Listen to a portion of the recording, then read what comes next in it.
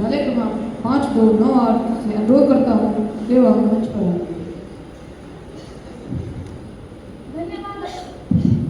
धन्यवाद अध्यक्ष महोदय। यदा यदा हि धर्मस्य ग्लानिर्भवति भारत अभ्युत्थानमधर्मस्य तदात्मानं सृजामि परित्राणाय साधूनां विनाशाय च दुष्कृतां धर्मसंस्थापनार्थाय संभवामि युगे युगे। शुभ संध्या आदरणीय अध्यक्ष महोदय, उपाध्यक्ष महोदय एवं सभागार में उपस्थित मेरे श्रोतागण। यह कथन सुनने में कठोर प्रतीत हो सकता है। आज के युग में जहां हर कोई शांति की बातें करता है, युद्ध की बात करना कुछ लोगों को हिंसक या संवेदनशील लग सकता है, परंतु सच्चाई यही है कि जब अन्य सभी रास्ते विफल हो जाते हैं तब केवल युद्ध ही ऐसा माध्यम बनता है जो स्थायी शांति की नींव रखता है। शांति का मार्ग तब तक संभव है जब तक सत्य और न्याय की रक्षा हो रही है। जब अधर्म, अन्याय, आतंक और अत्याचार अपना सिर उठाते हैं तब युद्ध आवश्यक हो जाता है, न कि केवल अधिकार की रक्षा के लिए बल्कि भविष्य की शांति सुनिश्चित करने के लिए। मेरे विरोधी पक्ष के मित्र यहाँ आएंगे और बहुत सी आदर्शवादी बातें करेंगे। मैं उनकी बातों का आदर करती हूँ, पर मैं आपसे पूछना चाहूंगी कि जब आतंकवादी निर्दोष लोगों की हत्या कर रहे हो तब क्या केवल बातचीत से उन्हें रोका जा सकता है? क्या आप मानते हैं कि अगर भारत ने कारगिल युद्ध नहीं लड़ा होता तो पाकिस्तान शांति से पीछे हट जाता?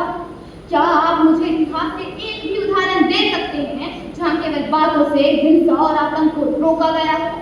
अरे मैं पूछती हूँ, जब शत्रु आके जमीन पर हमला करता है तब क्या चुपचाप बैठ जाना शांति कहलाएगी या कायरता?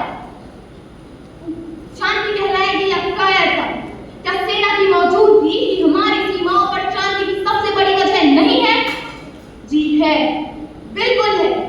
शांति की कीमत समझने के लिए कभी कभी युद्ध का स्वाद चखना पड़ता है। जब दुश्मन शांति की भाषा ना समझे तब बंदूक की भाषा ही जवाब देती है।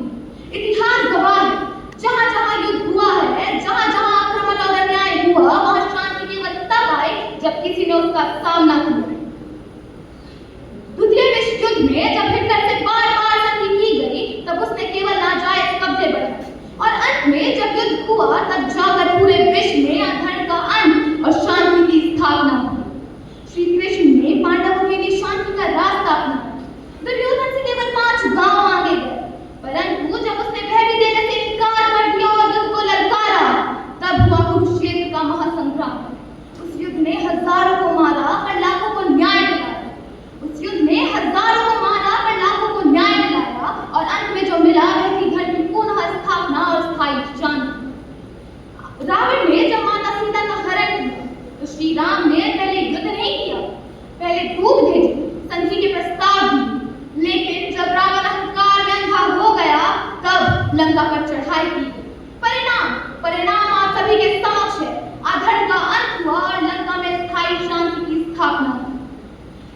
आज भी भारत ने कश्मीर में ऑपरेशन सिंदूर जैसे सैन्य अभियान चलाया, जिनका उद्देश्य था आतंकवादियों को समाप्त करना।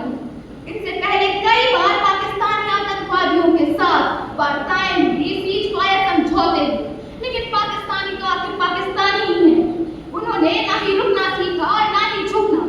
ऐसे में युद्ध ही अंतिम उपाय बनता है, और वही करके सेना ने उस क्षेत्र में फिर से शांति बहाल की। मित्रों, युद्ध किसी की पहली इच्छा नहीं होती है, पर जब अन्य सभी रास्ते विफल हो जाते हैं, जब अन्य सभी रास्ते बंद हो जाते हैं, तब केवल युद्ध ही अंतिम उपाय बनता है। यह युद्ध नफरत का नहीं बल्कि स्थायी शांति की नींव रखता है, सुरक्षा और न्याय का आधार बनता है। जैसे बीमारी में कभी कभी ऑपरेशन आवश्यक होता है, वैसे ही समाज की बीमारी के इलाज के लिए युद्ध एक सर्जिकल प्रक्रिया हो सकती है। अपने विचारों को समेटते हुए मैं केवल इतना कहना चाहती हूँ कि शांति की कामना करना महान, लेकिन उसकी रक्षा करना उससे भी अधिक आवश्यक है। शांति की बातें तब तक सार्थक है जब तक सामने वाला उसे समझने और मानने के लिए तैयार हो, परंतु जब कोई ताकत शांति की भाषा ना समझे, जब वह केवल हिंसा, आतंक और अत्याचार में विश्वास रखती हो, तब युद्ध आवश्यक हो जाता है। तब शांति की रक्षा कलम से नहीं तलवार से करनी पड़ती है।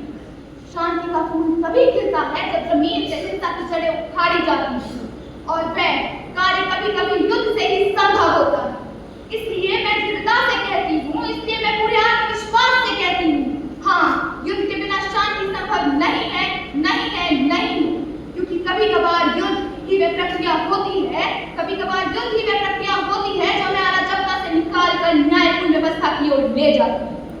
धन्यवाद। जय हिंद, जय भारत। अस्मी के